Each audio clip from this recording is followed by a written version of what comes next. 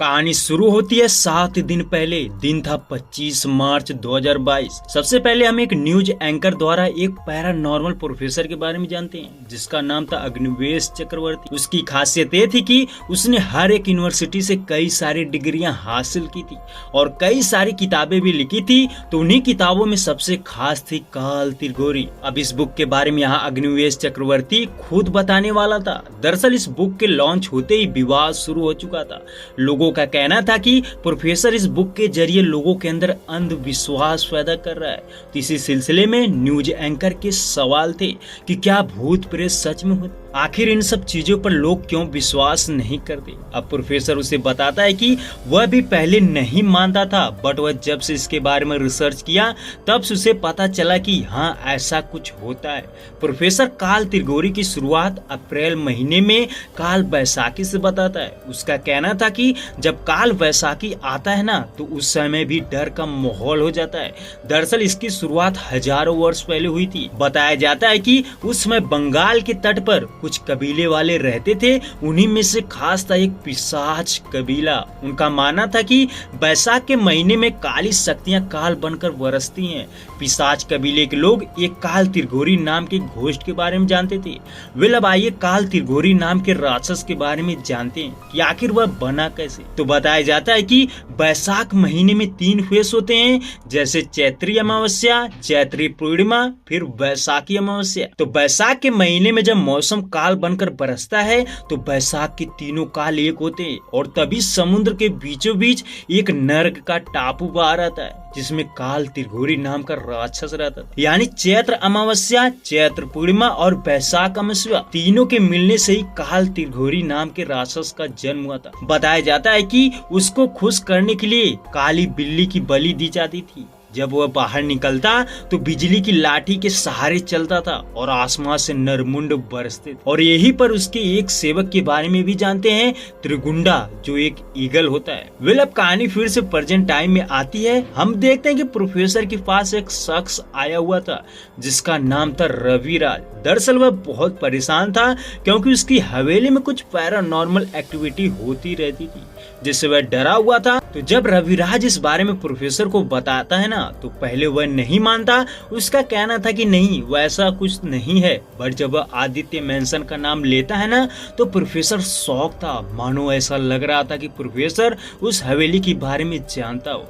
दरअसल वह हवेली उसके घर से 2 किलोमीटर ही दूर पर थी। तो एक रात वो उसी रास्ते से गुजर रहा था, वहीं पर उसकी कार खराब हो जाती है। अब प्रोफेसर उस हवेली की तरफ देखता है तो उसकी लाइट ब्लिंक हो रही थी, यानी ऑफ ऑन। ये देखकर प्रोफेसर का डाउट था।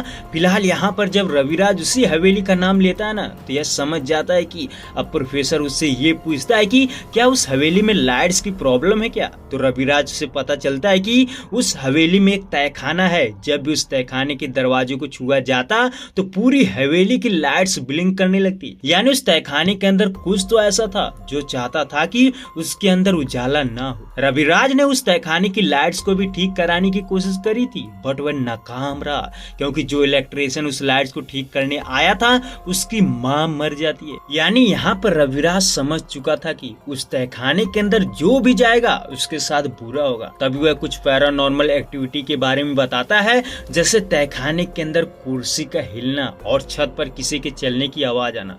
उसके बाद प्रोफेसर ये फैसला लेता है कि अब वह खुद उस तहखाने में जाकर देखेगा आखिर वहाँ क्या है, आखिर किस वजह से प्रॉब्लम्स हो रही है। वेल प्रोफेसर और रविराज उस तहखाने में एंटर करते हैं। अंदर ज्यादा ही प्रोफेसर को भी डर लग रहा था। वह डरावना से फील करता है और रविराज को बताता है कि यहाँ पर ऐसे आना ठीक नहीं है, उन्हें पूरी तैयारी के साथ आना चाहिए।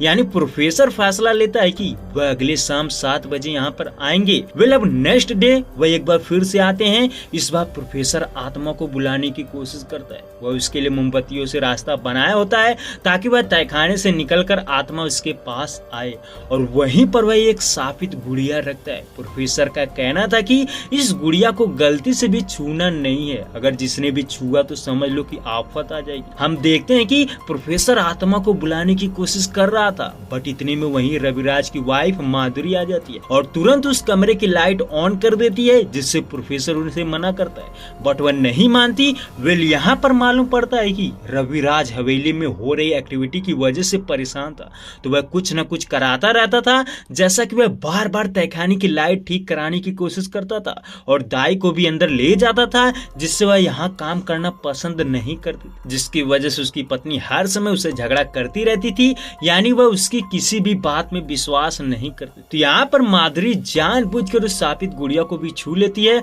और प्रोफेसर को वहां से भगा देती है। हम ये भी देख पाते हैं कि प्रोफेसर के बैग से वो शापित गुड़िया वही कमरे में गिर चुकी थी।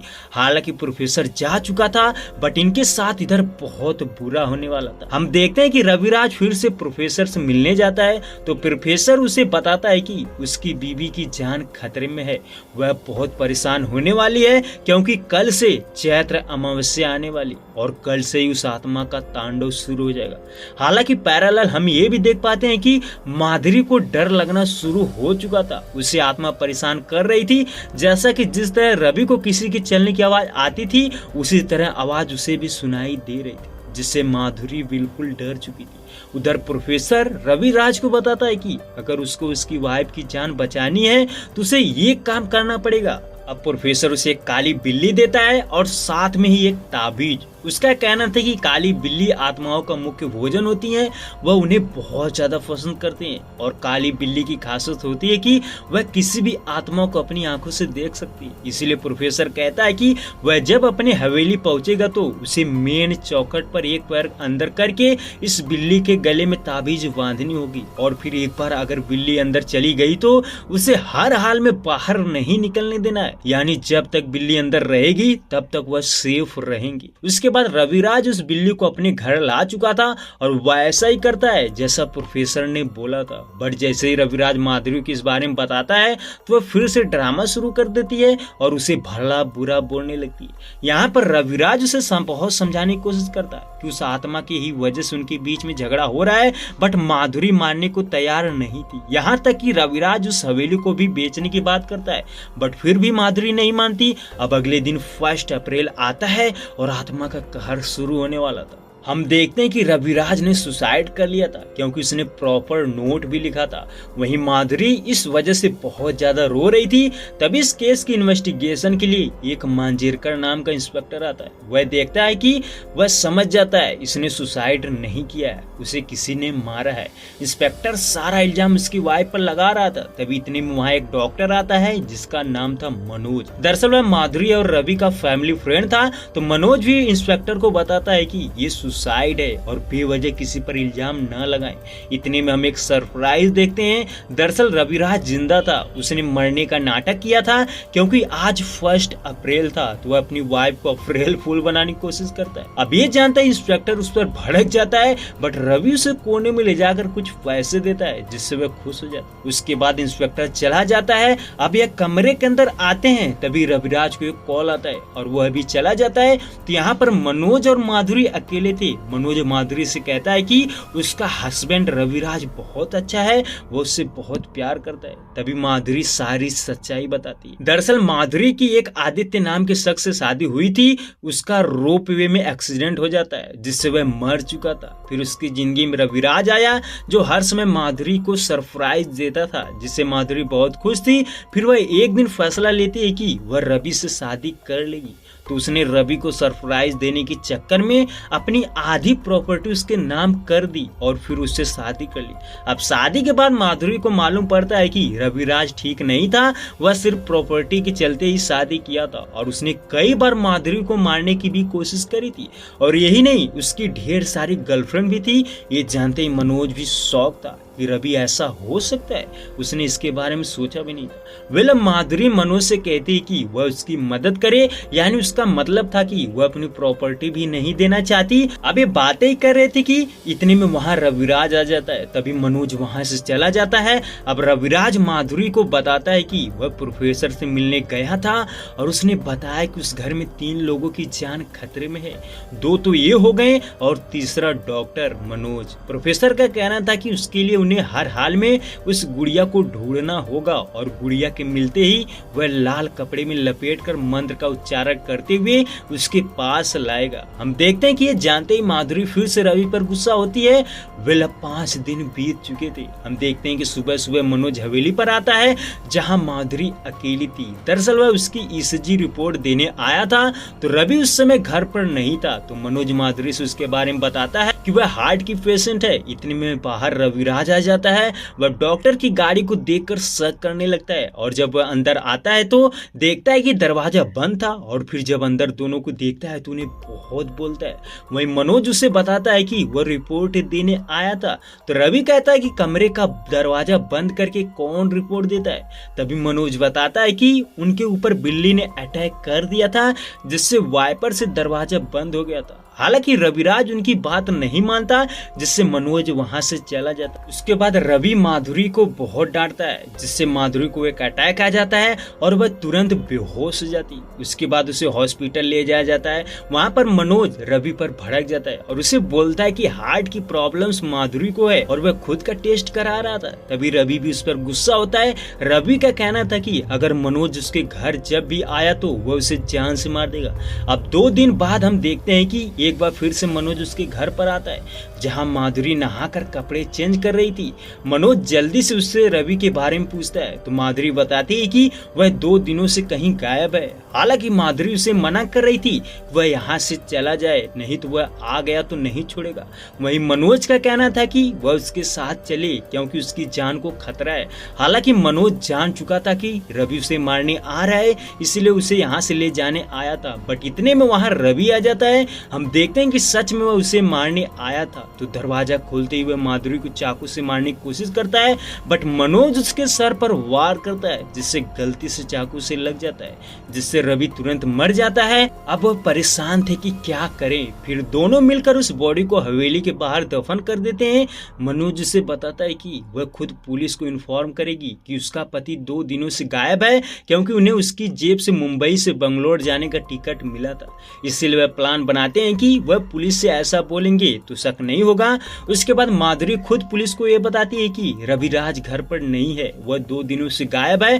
तभी इंस्पेक्टर कहता है कि इसमें कौन सी नई बात है, वह आ जाएगा। वेल अब सबसे खतरनाक दिन का समय आ चुका था। दरअसल आज थी चैत्र पूर्णिमा जिस रात खूब बारिश हो रही थी और तूफान भी आया था। वही माधुरी घर में अकेली थी।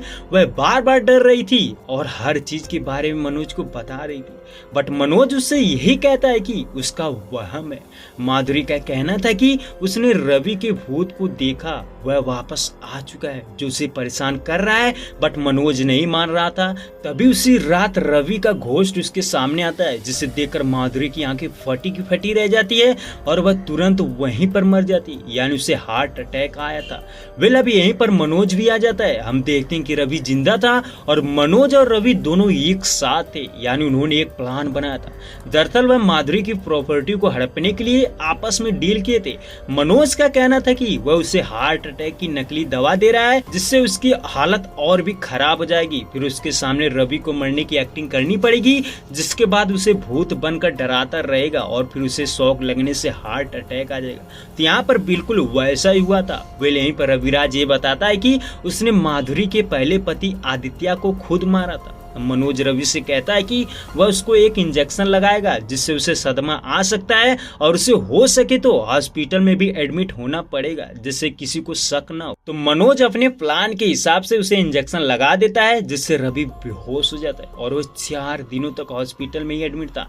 लेकिन जब उसे होश आता है ना तो वह मनोज को बताता है कि उसे माधुरी परेशान कर रही है यानी उसे माधुरी के ही सपने आ रहे थे। तभी वहां इंस्पेक्टर आ जाता है। वह उससे पूछताछ करने की कोशिश करता है बट मनोज उसे मना करता है। उसका कहना था कि उसकी हालत ठीक नहीं है, वह जब ठीक हो जाएगा तब उसे पूछ लेना। उसके बाद वह दोनों हवेली जा रहे थे। हम देखते हैं कि रवि डरा हुआ था तो मनोज उसे समझाता है कि वह डरे ना क्योंकि माधुरी की पोस्टमार्टम रिपोर्ट आ चुकी है जिसमें ये क्लियर हो चुका है कि उसकी मौत हार्ट अटैक से हुई है। लेकिन इंस्पेक्टर अब भी उनके पीछे पड़ा था तो मनोज उसे कहता है कि वह उसके सामने कुछ भी ऊट पटांग नहीं बोलेगा। तभी रवि उसे हवेली में ही रुकने को बोलता है क्योंकि उसे डर लग रहा था। मनोज भी वहां रुकने को तैयार था तो वह हवेली के अंदर एंटर करते हैं। तभी रवि जैसे सीढ़ी से ऊपर जाने की कोशिश करता है तो उसे कोई दिखाई देता है जिससे वह डर जाता है। अब वह मनोज को आगे जाने को बोलता है। हम देखते हैं कि जैसे वह कमरे में जाते हैं तो उन्हें याद आता है कि बिल्ली गायब है। रवि से बताता है कि उन्हें हर हाल में उस बिल्ली को ढूंढना होगा, नहीं तो उसे त्रिघोरी खा जाएगा, फिर वह तांडव मचा देगा। तो रवि और मनोज उस बिल्ली को ढूंढते ढूंढते तहखाने तक पहुंचते हैं। वहां पर भी रवि को कुछ दिखाई देता है जिससे वह डर रहा था। तभी वह देखते हैं कि वहां बिल्ली मौजूद थी। तो वह जैसे तैसे वहां से बिल्ली को बाहर निकालते हैं। वेल अब अगले दिन इंस्पेक्टर हवेली में आता है। दरअसल उसको उनसे पूछताछ करनी थी। इंस्पेक्टर रवि से छोटी छोटी चीजों को लेकर पूछ रहा था जिससे रवि हड़बड़ाहट में गलत बोल दे रहा था। और वहीं इंस्पेक्टर खिड़की के कांच पर हाथ के पंजे का निशान भी देखता है जो बाहर से था। तो इस वजह से इंस्पेक्टर को शक होता है, जबकि रवि से बताता है कि ये निशान उसके हाथ का है। बट बाद में वह कहता है कि ये निशान एसी रिपेयर वाले का है।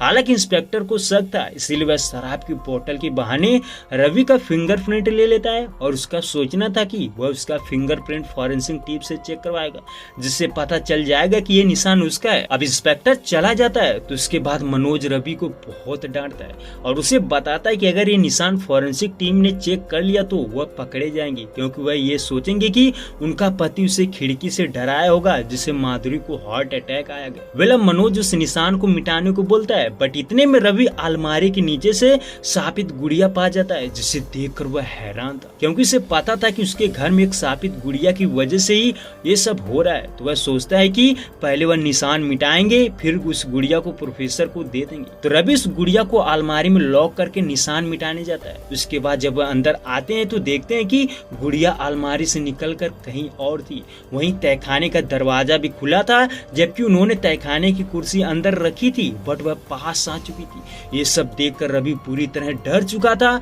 वहीं मनोज को भी विश्वास हो चुका था कि लगता है यहाँ पर कोई है। वे अब वह फैसला लेते हैं कि वह प्रोफेसर को बुलाएंगे। उसके बाद जब प्रोफेसर को वह कॉल करते हैं तो वह उन्हें बताता है कि गुड़िया को वह टच नहीं करेगा और उसे लाल कपड़े में बांध कर लाएगा, जो कपड़ा उसने दिया था। बट रवि ने उस गुड़िया को हाथ लगा दिया था जिससे वह घबरा जाता है। अब प्रोफेसर का कहना था कि उसने अनर्थ कर दिया जिससे उसकी जान को खतरा है, इसीलिए वह हवेली से बाहर नहीं निकलेगा और हर समय बिल्ली के साथ रहेगा। अब प्रोफेसर के बताने के हिसाब से रवि अपनी जगह मनोज को भेजता है और उसे एक पेन ड्राइव देता है। ये बताता है कि उसे एक गाड़ी में चलाते हुए जाना है और वह कहीं भी नहीं रुकेगा। उसके बाद इधर मनोज बाहर निकल जाता है और प्रोफेसर की तरफ जा रहा, बट रास्ते में ही वह मंत्र वाली पेन ड्राइव सुन रहा था जिससे कुछ अजीब सी आवाज सुनाई दे रही थी। ये सुनकर वह रवि को कॉल करता है और उससे पूछता है कि ये कैसी आवाज है। तो रवि को डरावनी सी आवाज सुनकर डर जाता है और उससे उस गुड़िया को फेंकने को बोलता है। अब मनोज भी जल्दी में गाड़ी रोककर उस गुड़िया को फेंक देता है। अब यहाँ पर वह सबसे बड़ी गलती करते हैं। गुड़िया के फेंकने से आत्मा बाहर आती है और मनोज को परेशान करने लगती है। मनोज देखता है कि माधुरी की आत्मा उसके कार में थी जिससे वह डर कर भागने लगता है और भागते भागते उसी हवेली में पहुंच चुका। हम देखते हैं वह जैसे दरवाजा खोलते हैं ना तो बिल्ली भी बाहर निकल जाती है। मनोज रवि के पास पहुंचते ही उसे बताता है कि उसके पीछे माधुरी की आत्मा पड़ चुकी है। अब वह अंदर आते हैं तो रवि इस बिल्ली को ढूंढ रहा था, तभी वह देखता है कि बिल्ली को त्रिघोरी खा चुका था जिससे देखकर उसकी आंखें फटी की फटी रह जाती। वहीं उधर मनोज खुद को इंजेक्शन लगाता है और शराब पी लेता है जिससे उसके अंदर कॉन्फिडेंस आता है। अब मनोज नशे में था तो वह फैसला लेता है कि इस गुड़िया को जला देगा, जबकि उसने उस गुड़िया को जंगल में फेंक दिया था। वेल यहाँ पर मनोज गुड़िया को आग लगाकर अंदर तहखाने में ले जाता है। वही रवि से बार बार मना कर रहा था बट वह नहीं मानता। तभी कुछ देर बाद रवि देखता है कि तहखाने के अंदर से मनोज की लाश निकलती है जिसे देखकर वह डर जाता है और इधर उधर भाग रहा था। इतने में दूसरी तरफ माधुरी की आत्मा आ जाती और इधर मनोज की भी आत्मा उसके सामने थी। वह उसको मारने ही वाले थे कि रवि के डर के मारे हार्ट अटैक से मौत हो जाती। तभी हम देखते हैं कि मनोज और माधुरी जिंदा थे। दरअसल वह एक नाटक कर रहे थे। वेल यहाँ पर एक सस्पेंस खुलता है। दरअसल मनोज रवि के साथ मिला नहीं था बल्कि वह शुरू से ही माधुरी के साथ मिला हुआ था और वह जो हार्ट पेशेंट की रिपोर्ट थी ना वह माधुरी की नहीं बल्कि रवि की थी। मनोज को पता था कि रवि हार्ट का पेशेंट है, इसीलिए वह माधुरी के साथ मिलकर प्लान बनाता है कि वह उसे डराएंगे। वही जब वह नाटक कर रहे थे तो रवि ने खुद कबूल लिया था कि उसने आदित्य आदित्य को मारा था, यानी माधुरी के पहले हस्बैंड को। तो यहाँ पर ये भी पता चलता है कि इनके प्लान में इंस्पेक्टर भी शामिल था, तो उनकी मदद कर रहा था। तो कुछ इस प्रकार वह रवि को मार देते हैं। जैसा कि उसकी मौत हार्ट अटैक से हुई थी, तो फिलहाल उन्हें कुछ नहीं होने वाला था। उसके बाद मनोज प्रोफेसर की बात को सोचने लगता है, यानी रवि ने उसे बताया था कि उसकी मौत हार्ट अटैक से होगी, तो वैसा ही हुआ। और रही बात काल त्रिघोरी की, तो आज काल बैसाखी का दिन था, जिस दिन आसमान से त्रिमुंड गिरते हैं, तो वैसा ही हो रहा था। मनोज माधुरी को इस बारे में बता रहा था, बट माधुरी विश्वास नहीं करती। तो हम देखते हैं कि काल त्रिघोरी हवेली पहुंच चुका था और उसने बिल्ली भी खा ली थी। बट यहीं पर कहानी समाप्त